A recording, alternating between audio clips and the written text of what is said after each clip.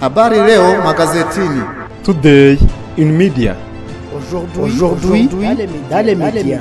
Uyu munsi mu itangazamakuru. Kuva kuwa mbere kugeza kuwa gatanu kuri Primo Media Rwanda.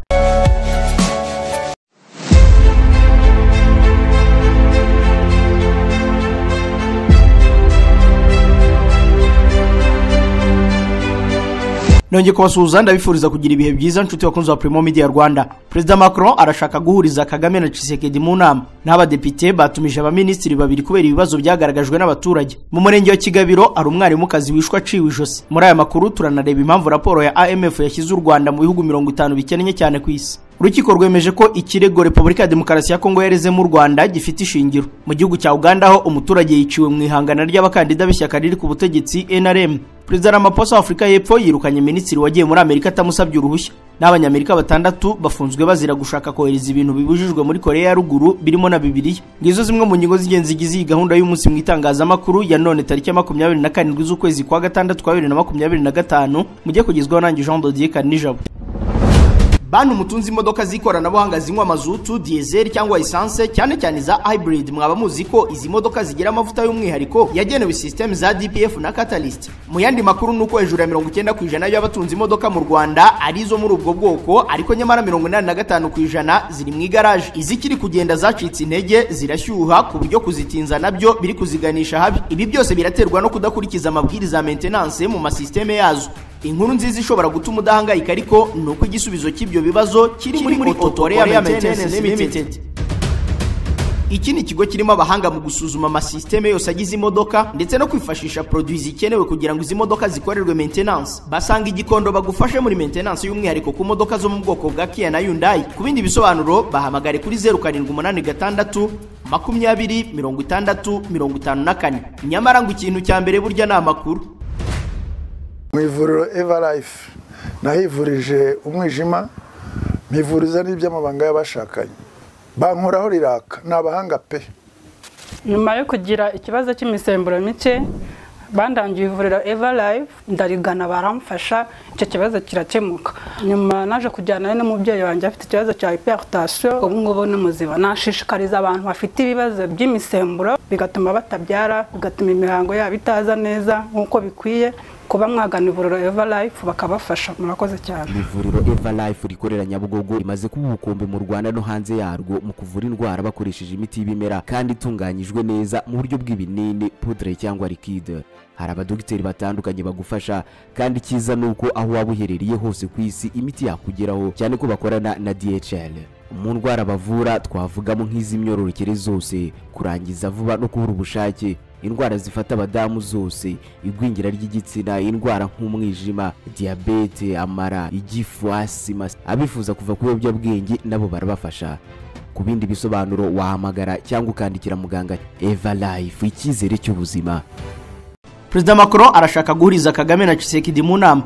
President Emmanuel Macron w'Ubufaransa arashaka guhuriza ba President Paul Kagame w'u Rwanda na Felix Tshisekedi wa Repubulika ya Demokarasi ya Kongo mu nama yiga ku kibazo cy'ubutabazi bwo mu burasirazuba bw'iki gihugu cya Kongo. Ni nama izabera i Paris ku itariki ya 25 z'ukwezi gutaha kwa karindwi. Kugeza ubu ntibiramenyekana niba President Kagame na Tshisekedi bazemera ubutumire bwa Emmanuel Macron. Mu kwezi gutaha kandi abakuru b'ibihugu byombi byitezwe ko bazahurira i Washington DC muri Leta Zunze Ubumwe za Amerika, aho bazakirwa muri White House na President Donald Trump. Kuva mu 2021 umubano w'u Rwanda na Kongo wabaye mubi kubera intambara ingabo za kiriya gihugu zirwanamo na M23. Kinshasa ishinja u Rwanda kuba ari rwo rushyigikiye uriya mutwe kuri ubugenzura ibice bitandukanye bya Kivu y'Amajyaruguru n'iy'Amajyepfo, ibyo u Rwanda ruhakana. Kuri uyu wa gatanu kandi biteganyijwe ko ibihugu byombi bisinyana amasezerano y'amahoro ashyirwaho umukono Washington muri Leta Zunze Ubumwe za Amerika nyuma y'ibiganiro byari bimaze igihe bigirana.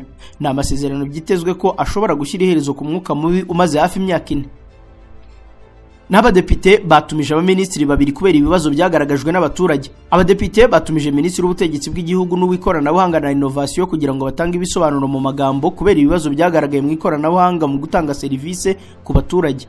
Ni nyuma y'ingendo abadepite bakoze kuva ku itariki ya 28 z'ukwezi kwa gatanu kugeza ku ya 4 z'uku kwa gatandatu mu turere twose tw'intara, hasurwa imwe mu mirenge, naho ku itariki ya 7 kugeza ku ya 8 z'uku kwezi bajya mu mirenge yose yo mujyi wa Kigali. Mu bibazo byagaragaye muri izi ngendo harimo amwe mu makuru ari muri systeme y'irangamimerere atanditse neza nk'amazina, igihe umuntu yavukiye, igitsina cye ndetse n'ibindi. Banasanze systeme yandikwa mu irangamimerere n'imibare ijyana n'irangamimerere idateganya uburyo bwo kwandikisha umwana wavutse ku babyeyi batashyingiranywe nk'uko itegeko ribiteganya, kuko imwandika ku mugabo ufitanye isezerano na nyina kandi atari we wamubyaye. Mu bindi harimo kuba usaba inyandiko y'ishyingirwa acte de mariage ayibona ari uko atanze nimero z'indangamuntu z'abatangabuhamya bamusinyiye yashyingirwa. Ibyo bikaba imbogamizi ku bantu bashyingiwe mbere y'umwaka wa 2017 no mu yindi myaka yakurikiye, kuko hari igihe abatangabuhamya batasabwaga izo nimero z'indangamuntu. Hakaba hari n'izindi mpamvu zishobora gutuma abatangabuhamya bataboneka. Mu myanzuro abadepite bafashe mu nteko rusange harimo no gutumira minisitiri w'ubutegetsi bw'igihugu gutanga ibisobanuro mu magambo ku bibazo byagaragaye mu mitangire ya serivisi mu nzego z'ibanze muri rusange n'ibyagaragaye mu mitangire ya serivisi z'irangamimerere by'umwihariko. Hatumijwe kandi minisitiri w'ikoranabuhanga mu itumanaho na innovation ngo atange ibisobanuro mu magambo ku bibazo byagaragaye mu ikoreshwa ry'ikoranabuhanga hatangwa serivisi ku baturage. Minisitiri w'ubutegetsi bw'igihugu kandi yasabwe kumenyesha inteko ishinga amategeko umutwe w'abadepite uko ibibazo abaturage bagije ku badepite biri mu nshingano z'inzego z'imitegekere y'igihugu zegerejwe abaturage bigaragara muri raporo z'uturere bikazakorwa mu gihe kitarenze amezi 3. Makuru y'ubutabera, Norvège igiye kohereza mu Rwanda Gasana François ukekwaho gukora jenoside. Polisi ya Norvège yatangajwe igiye kohereza Gasana François ukekwaho kugira uruhare muri jenoside yakorewe abatutsi mu 1994 kugira ngo azaburanishirizwe mu Rwanda. Gasana yafatiwe mu mujyi wa Oslo mu kwezi kwa 10 kwa 2022 nyuma y'iperereza ishami rya polisi ya Norvège rishinzwe ubugenzacyaha ryari rimaze igihe kinini rimukoraho. Mu kwezi kwa 9 2023 urukiko rwa Oslo rwanzuye ko Gasana yoherezwa mu Rwanda gusaza kujurira. Mu kwezi kwa 4 kwa 2024 urukiko rw'ubujurire rwashimangiye ko yoherezwa. Yongeye kujurira mu rukiko rw'ikirenga maze mu kwa 6 kwa 2024 narwo rwemeza ko yoherezwa mu Rwanda. Icyemezo cyashimangiwe na Minisiteri y'Ubutabera mu kwezi kwa 2 k'uyu mwaka ndetse n'inama y'abaminisitiri. Elize Kajelas, umuvugizi w'ishami ry'ubugenzacyaha muri polisi ya Norvège, yatangaje ko kuri ubu noneho Gasana agiye koherezwa mu Rwanda. Itangazo rye rigira riti ushinjwe bagiye koherezwa mu Rwanda hazaburanishwa uruhare muri jenoside. Leta ya Norvège isobanura ko kohereza abakekwaho ibyaha nka Gasana biri mu rwego rwo kubahiriza amasezerano y'umuryango w'abibumbye yo gukumira no kurwanya jenoside. Abanyeshuri 220 na 840 bagiye gukora ibizamini bisoza amashuri abanza. Minisiteri y'Uburezi yatangaje ko abanyeshuri 220 na 840 barimo abakobwa 120 na 635 n'abahungu 100 bagiye gukora ibizamini bya leta bisoza amashuri abanza by'umwaka w'amashuri 2024-2025. Ni ibizamini bizatangira kuwa mbere ku itariki ya 30 z'uku kwezi kwa gatandatu. Itangazo ry'ikigo cy'igihugu gishinzwe ibizamini n'ubugenzuzi bw'amashuri rigaragaza ko muri abo banyeshuri bazakora ibizamini bya leta 642 bafite ubumuga bakaba bazahabwa ubufasha bwihariye nk'uko byakorwaga mu myaka ishize. Ubu bufasha burimo impapuro z'ibizamini zanditswe muri braille, impapuro zanditse mu nyuguti nini, ibikoresho byihariye bifasha mu kwandika no gufata amajwi, abanditsi bunganira abakandida ndetse n'igihe cy'inyongera kugira ngo bose babone amahirwe angana mu gukora ibizamini bya leta. Iri tangazo rivuga kandi ko umuhango wo gutangiza ku mugaragaro ibi bizamini uzaba kuwa mbere. Joseph Nsengimana, Minisitiri w'Uburezi ndetse n'umunyamabanga wa leta muri Mineduc Irere Claudette biteganyijwe ko aribo bazayobora uwo muhango. Abayobozi b'ibigo bishamikiye kuri Minisiteri y'Uburezi kandi nabo bazatangiriza ibi bizamini mu ntara zitandukanye. Ibizamini bisoza amashuri abanza biba bigizwe n'amasomo 5 arimo imibare, ikinyarwanda, icyongereza, ubumenyi n'ikoranabuhanga n'ubumenyi rusange n'iyobokamana. Mu makuru arebana n'uburezi kandi abanyeshuri bamwe batashye nta ndangamanota babonye. Kuri wa gatanu mu mashuri amwe namwe yo mu Rwanda batashye batabonye indangamanota zabo nyuma yo gusoza igihembwe cy'amasomo. Iki kibazo ngo cyatewe n'ibibazo bya tekinike biri muri systeme nk'uko byatangajwe n'ikigo cy'igihugu gishinzwe ibizamini n'ubugenzuzi bw'amashuri NESA. Mu itangazo ryashyizwe hanze n'iki kigo cyasobanuye ko hari amashuri atabashije gufata indangamanota z'abanyeshuri kubera ayo makosa ya systeme. NESA yavuze ko iri gukorana bya hafi n'amashuri kugira ngo iki kibazo gikemuke vuba. NESA yasabye imbabazi ababyeyi, abarimu n'abandi bose babangamiwe n'iki kibazo, inabizeza ko ari gukorwa ibishoboka byose kugira ngo gikemuke bidatinze. System ya Comprehensive School Management Information System ni urubuga rwa mudasobwa rushyirwaho amakuru yose ajyanye n'imicungire y'amashuri mu Rwanda. Rurimo ibyiciro bitandukanye nk'amazina y'abanyeshuri, imyigire yabo, amanota, imyitwarire n'izindi raporo zifasha ubuyobozi gufata ibyemezo. Iyi system ikoreshwa n'amashuri hamwe n'inzego za leta kugira ngo habeho gukurikirana neza ibikorwa by'uburezi no kunoza imitangire ya serivisi zijyanye n'imyigire y'abana. Iyo habaye ikibazo muri iyi system bishobora kugira ingaruka ku mikorere isanzwe y'amashuri nko kutabona indangamanota ku gihe nk'uko byabaye kuri uyu wa gatanu. U Rwanda ruri mu bihugu 50 bikennye ku isi mu 2025. U Rwanda rwagaragaye ku rutonde rw'ibihugu 50 bikennye kurusha ibindi ku isi hashingiwe ku musaruro mbumbe w'igihugu ugabanyije ku baturage GDP per capita nk'uko byatangajwe n'imibare y'ikigega mpuzamahanga cy'imari IMF. uru ni urutonde rusobanura neza uko ubukungu bw'ibihugu buteye, ariko cyane cyane bigaragaza uko ubukungu bufatwa ku gipimo cy'umuturage umwe, aho habarwa amafaranga umuturage umwe ashobora kwinjiza mu gihugu mu gihe cy'umwaka. U Rwanda rufite umusaruro mbumbe ku muntu umwe ungana n'amadolari 1237, rukaba ruri ku mwanya wa 43 ku isi. Nubwo u Rwanda rwateye intambwe mu iterambere rirambye mu myaka ishize, iyi mibare igaragaza ko akiri urugendo rurerure rwo guteza imbere imibereho y'umuturage ku giti cye. Igihugu cya Sudani y'Epfo, Uburundi, Centrafrica, Malawi, Madagascar, Sudani, Mozambique, Repubulika Demokarasi ya Kongo, Niger na Somalia nibyo bihugu 10 bya mbere bikennye ku isi kurusha ibindi. Kugeza ubu Sudani y'Epfo nicyo gihugu cya mbere gikennye kurusha ibindi ku isi, kikaba gifite GDP per capita itarenze amadolari 251 ku mwaka. Iyi raporo yerekana ko ibibazo by'umutekano muke, imiyoborere idahwitse, intambara, ihungabana ry'ubukungu n'ibura ry'amahirwe yo gushora imari ari bimwe mu bibangamiye iterambere ry'ibihugu byinshi biri kuri uru rutonde, cyane cyane byo muri Afurika yo munsi y'ubutayu bwa Sahara. Ibihugu byinshi bifite abaturage benshi ariko ubukungu ntibuhagije. Urugero ni Ubuhinde, igihugu cya 4 ku isi mu bukungu rusange, ariko kiri ku mwanya wa 50 ku rutonde rw'ibihugu bikennye ku gipimo cy'umuturage, aho buri muturage agira uruhare rw'amadolari 2878 gusa mu musaruro w'igihugu. Afurika ifite 19% by'abatuye isi, ariko GDP yayo y'ibihugu byose hamwe ni 3% gusa mu by'ubukungu bw'isi, bungana na tiriyari 1013 z'amadolari y'Amerika. Nubwo iyi mibare itanga ishusho rusange y'uko ubukungu buhagaze, GDP per capita ntiyerekana ko umutungo usaranganywa mu gihugu. Ntabwo ariyo yonyine rero yerekana imibereho myiza. Hari ibihugu bifite GDP per capita iri hejuru ariko bikagira icyuho gikabije hagati y'abakire n'abakene. Mu makuru avuga mu turere, Ikigabiro, umwarimukazi yishwa aciwe ijosi. Umwarimukazi w'imyaka 49 wigishaga ku rwunge rw'amashuri rwa Rwamagana Protestant yishwa aciwe ijosi n'abantu bataramenyekana. Iyi nkuru y'incamugongo yamenyekanye mu rukerera rwo kuri uyu wa gatanu tariki ya 27 z'ukwa gatandatu kwa 2025 mu kagari ka Sibagire ku murenge wa Kigabiro mu karere ka Rwamagana. Rushimisha Mark, umunyamabanga nshingwabikorwa w'umurenge wa Kigabiro, yabwiye ikinyamakuru igihe ko inzego z'umutekano zatangiye iperereza ngo hamenyekane uwishuye umubyeyi, ariko ko mu bakekwa cyane harimo n'umugabo we bari bafitanye ibibazo by'amakimbirane. Gitifu Rushimisha yakomeje avuga ko bakibimenye bagiyeyo batangira iperereza. Ati ubutumwa duha abaturage no kwirinda kwihanira. Leta yashyizeho inzego kugeza ku isibo, ku mudugudu, dufite abayobozi ku kagari, dufite abayobozi hose, ntabwo izo nzego zose zakurangarana, abantu nibareke kwihanira.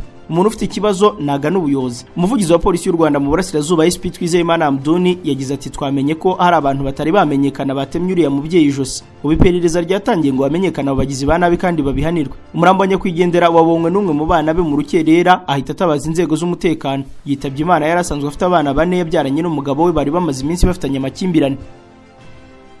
Mu karere ka Rwamagana abantu 2 bagwiriwe n'ikirombe bahita bapfa. Abaturage 3 bo mu murenge wa Musha mu karere ka Rwamagana bagwiriwe n'ikirombe bacukuragamo amabuye y'agaciro mu buryo butemewe, 2 bahita bitaba Imana mu gihe undi umwe yakuwemo ari muzima. Iki kirombe cyagwiriye aba baturage nicyo mu mudugudu wa Kiruhura mu kagari ka Kagarama mu murenge wa Musha. Agace aba baturage bari bagiye gucukuramo gasanzwe gahingwamo na koperative y'abaturage 700. Mu bapfuye harimo umugabo n'umugore wasize uruhinja rw'amezi 4 nk'uko bivugwa n'abaturanyi be, bavuze ko bari barababujije kujya muri iki gice kuko hasanzwe hari ubutaka bworoshye cyane. Rwagasana Jean Claude uyobora umurenge wa Musha yavuze ko abaturage bapfiriye mu kirombe ari abari bagiye gucukura amabuye mu buryo butemewe n'amategeko. Gitifu Rwagasana yavuze ko bafatanyije n'inzego z'umutekano baganirije abaturage babagira inama ko nta muntu ukwiriye kujya mu bucukuzi mu buryo butemewe kuko bishyira ubuzima bwabo mu kaga. Yavuze ko kampani isanzwe icukura mu buryo bwemewe ya Trinity Metals iha abaturage babishaka akazi buri munsi, ku buryo bikeneye yajya ajyayo akaka akazi akabikora kinyamwuga kurusha kubikora biyibye. Kuri ubu imirambo y'abo baturage yajyanywe ku bitaro bya Rwamagana kugira ngo ikorerwe isuzuma mbere y'uko ishyingurwa. Mu kanya aya makuru turayakomereza ko yavugwa hanze y'u Rwanda. Kuri iri segonda nibura abantu 16,000 bari mu kirere mu ndege bava ahantu hamwe bajya ahandi. Kuzenguruka isi bisigaye byoroshye ku buryo uko turi miliyari 8 dusa naho turi abaturanyi kubera uburyo bwo gukora ingendo bisigaye bikorwa. Ikibazo nuko gutegura urugendo bigora. Gukora reservation ya tike y'indege, gushaka visa, ubwishingizi bw'urugendo. Amahirwe twagize nuko hari abantu bazobereye muri ibi bintu kandi biyemeje kudufasha. Abantu nka Ireme Travel Agents Limited, kompanyi nyarwanda iri mu zambere muri service zo gutegura ingendo, ubukerarugendo no kwakira abantu. Kompanyi yemewe n'ihuriro mpuzamahanga ry'ubwikorezi bwo mu ndege IATA. Niba wifuza kujya mu mahanga ku mpamvu izo arizo zose, icyo bigusaba ni ugutekereza urugendo rwawe gusa, ubundi ukegera Ireme Travel Agents bakagukorera reservation ya tike y'indege, bakagufasha gushaka visa, bakagukorera reservation ya hoteli, bakagukurikiranira ibya assurance y'urugendo. Iyo uturutse mu mahanga cyangwa se ujyayo, bagufata ku kibuga cy'indege ku giciro cya 50% cy'abandi babikorera. Ku bantu bari kure kandi bashobora kwishyura hakoreshejwe ikoranabuhanga online payment. Tuguha link ubundi ukishyura. Ireme Travel Agency ikorera mu mujyi wa Kigali muri Mike mu nzu yo hasi mu muryango wa G41.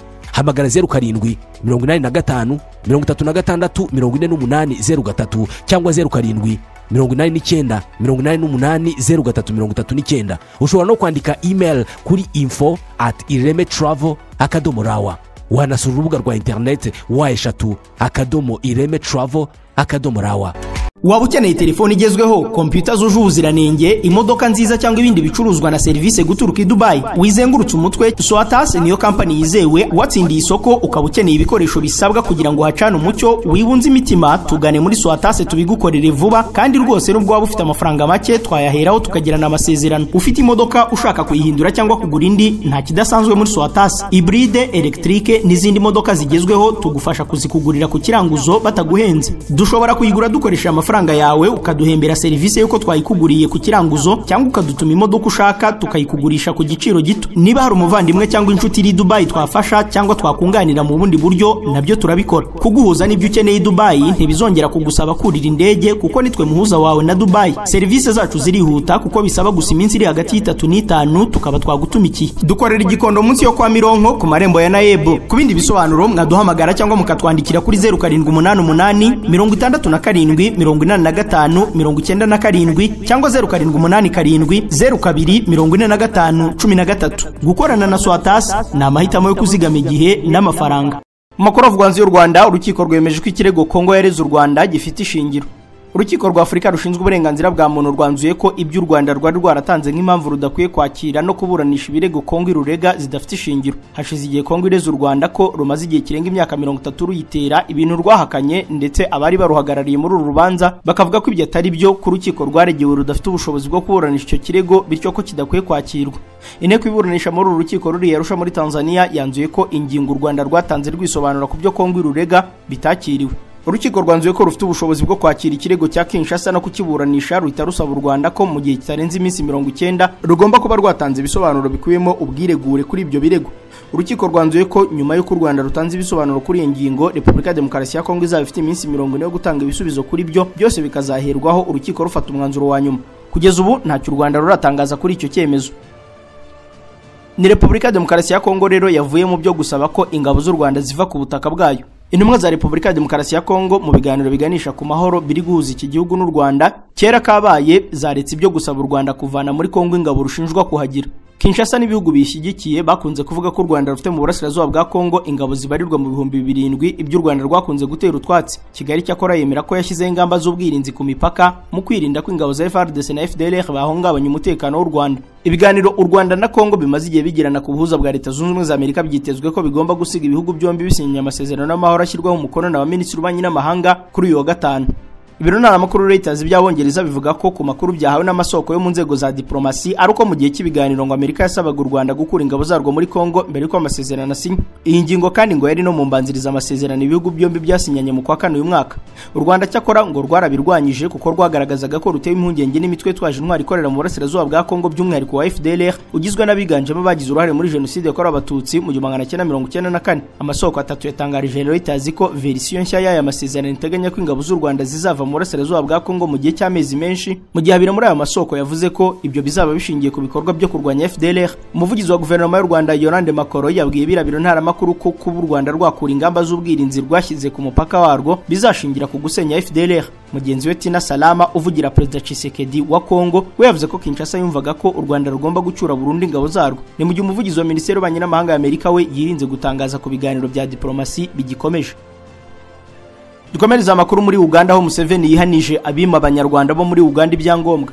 Perezida Yoweri Kaguta Museveni yanangirije abima abanyarwanda bo muri Uganda ibyangombwa bitewe no gukomeza gushidikanya ku bwene gihugu bwabo mu buryo budafite ishingiro. Itegeko nshinga rya Uganda ryo mu 1995 ryemeza ko abantu bose batuye muri iki gihugu mu 1926 na mbere yaho ndetse n'abakivukiyemo ari abene gihugu. Iri tegeko kandi ryemeza ko abanyarwanda ari bumwe mu bwoko bwo muri Uganda kuko bwabaga muri iki gihugu mu 1926 na mbere yaho. Umunyemari uri mu bwoko bw'abanyarwanda Frank Gashumba avuga ko inzego za leta zima abana babo ibyangombwa birimo passport zikavuga ko badakomoka muri Uganda. Ubwo abanyarwanda bo muri Uganda bahuraga na Perezida Museveni, Gashumba yagize ati turi abanyarwanda ba Uganda ntituraba u Rwanda.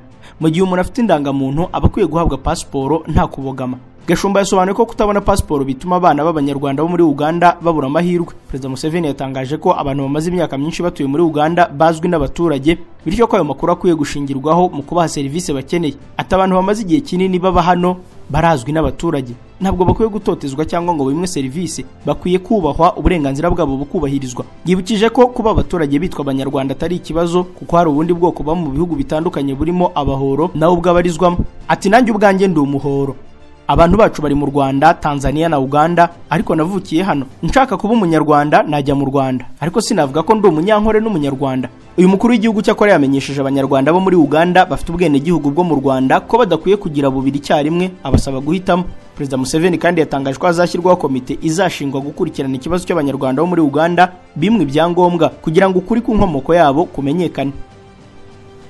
Aha muri Uganda kandi umuturage yiciwe mu ihangana ry'abakandida b'ishyaka riri ku butegetsi NRM. Umuturage yiciwe mu ihangana ry'umukandida Theodore Sekikubo na Brigadier General Retired Emmanuel Rwashande bahatanira guhagarara agace ka Rwemiyaga mu nteko ishinga amategeko ya Uganda.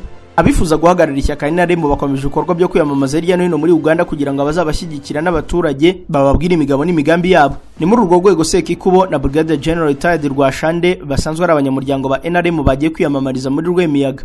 Ihangana ry'aba bakandida rero ryatangiye ubwo abashyigikiye Sekikubo usanzwe ari umudepite basabaga bo ku ruhande rwa Brigadier General Retired Rwashande kugabanya umuziki kugira ngo umukandida wabo agize ijambo ku baturage. Abashyigikiye Brigadier General Retired Rwashande babyanze, abasirikare barinda uyu mukandida bahita bategeka abashyigikiye Sekikubo kuva mu kibuga cyaberagamo ibikorwa byo kwiyamamaza. Aba basirikare batangiye kurasa ubwo abashyigikiye Sekikubo bangaga kuva muri iki kibuga.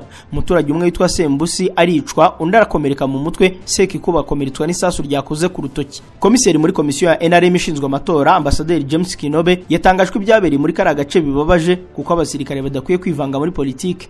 Depite Sekikubo amaze imyaka 24 ahagarariye Rwemiyaga mu nteko ishinga amategeko. Ubwo Brigadier General Retired Rwashande yafataga icyemezo cyo guhatana nawe byateje umwuka mubi hagati y'abayoboke ba NRM muri aka gace ndetse bacikamo ibice.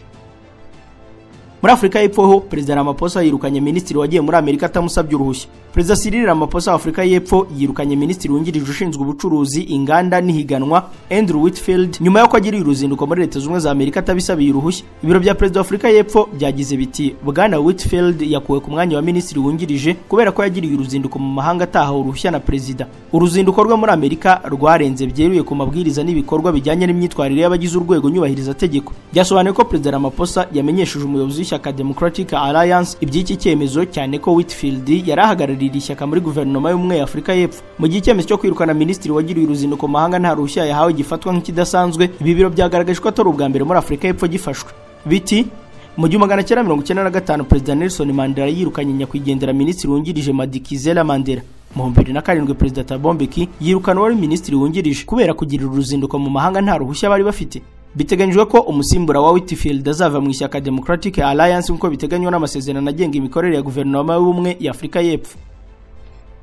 Na Israeli yemeje ko yari ifite gahunda yo kwica umuyobozi w'ikirenga wa Iran. Minisitiri w'ingabo wa Israeli Israel Katz yatangajwe igihugu cye cyari gifite gahunda yo kwicira umuyobozi mukuru w'ikirenga wa Iran Ayatollah Ali Khamenei mu ntambara yamaze iminsi 12. Mu kiganiro na televiziyo kandi yo muri Israeli, Minisitiri Katz yavuze ko Ayatollah yakijijwe nuko yahungiye mu ndaki ubwo Iran yatangiraga kugabwaho ibitero ku itariki ya 13 z'uku kwezi. Ati ntekereza ko iyo Khamenei tumubona twari kumuhitana, ariko Khamenei yarabimenye ajya mu ndaki mu bujyakuzimu burebure ahagarika itumanaho n'abasirikare bakuru basimbuye abishwe, byarangiye rero bidashobotse. Perezida Donald Trump wa Leta Zunze Ubumwe za Amerika tariki ya 17 z'uku kwezi yatangaje ko ahantu Ayatollah yihishe hazwi ku buryo kumwica byakoroha, ariko ko iyo gahunda idahari. Uyu mukuru w'igihugu yaramaze iminsi agaragaza ko kwica Ayatollah byaba ari amahitamo mabi kuko yagira ingaruka, ariko Minisitiri w'Intebe wa Israel Benjamin Netanyahu yavuze ko ahubwo kumwica byakemura ikibazo aho kucyenyegeza. Dusoreza aya makuru ku banyamerika batandatu bafunzwe bazira gushaka kohereza ibintu bibujijwe muri Korea ya Ruguru birimo na Bibiliya. Kuri wa gatanu abanyamerika batandatu bajyanwe gufungirwa muri Korea y'Epfo bazira gushaka kohereza amacupa ya plastike 1600 yuzuye umuceri, inote z'amadolari y'Amerika na Bibiliya muri Korea ya Ruguru binyuze mu nyanja nk'uko abapolisi baho babitangaje. Iri tsinda ngo ryagerageje kujugunya amacupa mu nyanja bari ku kirwa cya Gwangwa, bizeye ko azagenda kerekeza ku nkombe za Korea ya Ruguru ajyanywe n'umuraba nk'uko umupolisi utifuje ko amazina yatangazwa yabivuze. Aba bantu batandatu barimo gukurikiranwa kubera ko bashobora kuba bararenze ku itegeko ryerekeye gucunga umutekano n'ibiza nk'uko inkuru ya Euronews bivuga. Umupolisi wa kabiri yemeje ko bafunzwe ariko ntiyatanga andi makuru. ntibiramenyekana niba hari umwe mu bafunzwe wigeze akora ibikorwa nk'ibyo mbere. Gukoresha amacupa areremba cyangwa ibipurizo mu kohereza ibikoresho birwanya Korea ya Ruguru kuva ku mpapuro za propaganda kugeza ku nyandiko z'idini kuva kera byabaye intandaro yo guterana amagambo hagati ya Korea zombi. Mu kwihorera ku bintu nk'ibyo byoherejwe ku butaka bwayo n'umuturanyi, Korea ya Ruguru yohereje ibipurizo birimo n'imyanda irimo amazirantoki muri Korea y'Epfo umwaka ushize, aho byibuze bibiri muri ibyo bipurizo byageze muri Presidence Seoul. Mu 2023 urukiko rushinzwe kurinda iremezo ry'itegeko nshinga rya Korea y'Epfo rwakuyeho itegeko ryo mu 2020 ryabuzaga kohereza impapuro n'ibindi bintu muri Korea ya Ruguru, ruvuga ko ari uguhonyora gukabije uburenganzira bwo kuvuga icyo umuntu atekereza. Cyakora ubuyobozi bushya bwa Perezida Lee Jae-myung burateganya guhagarika ibi bikorwa hakoreshejwe ubundi buryo bw'itegeko ry'umutekano wa rubanda rivuga ko ari ngombwa kugabanya umwuka mubi hagati ya Korea zombi no kurinda abaturage batuye hafi y'umupaka. Inshuti bakunze wa Primo Media Rwanda, iyi nkuru y'Abanyamerika 6 bafunzwe bazira gushaka kohereza ibintu bibujijwe muri Korea ya Ruguru birimo na Bibiliya niyo dusoreje iyi gahunda y'umunsi mu itangazamakuru ya none tariki ya 27 z'ukwa gatandatu 2025. Mwari kumwe nanjye Jean Dodier Kanijabo. Bye. Kwimuka ni kimwe mu bigora abantu benshi muri iki kinyejana. Ngaho ngo suriya mudasobwa, flash disk cyangwa se ngo igitabo cy'ubucuruzi, hakaba nabimuka bava mu rugo rumwe bajya mu rundi, batikanya ibiyiko cyangwa se kumva ngo amaburo y'igitanda yabuze n'ibindi bitesha umutwe batari bake. Niba nawe byajyaga bikugora, humura igisubizo cyabonetse. Royal and Pro Limited, iyi ni company izobereye mu kwimira ibikoresho by'abantu, byaba ibyo mu mabiro, ibyo mu bigo ndetse n'iby'abantu ku giti cyabo. Wari uzi ko ushobora kutwereka inzu wari utuyemo, wowe ukigira mu mirimo yawe, wataha ukinjira mu yindi, kandi ibikoresho byawe byose twabishyize ku murongo. Wowe ukeneye kwimuka, tugane tugufashe, ucukubiri na stress byajyaga bigutera. Ukeneye ibindi bisobanuro, waduhamagara kuri 07 85 56 82 20. Royal and Pro Limited, turi professional.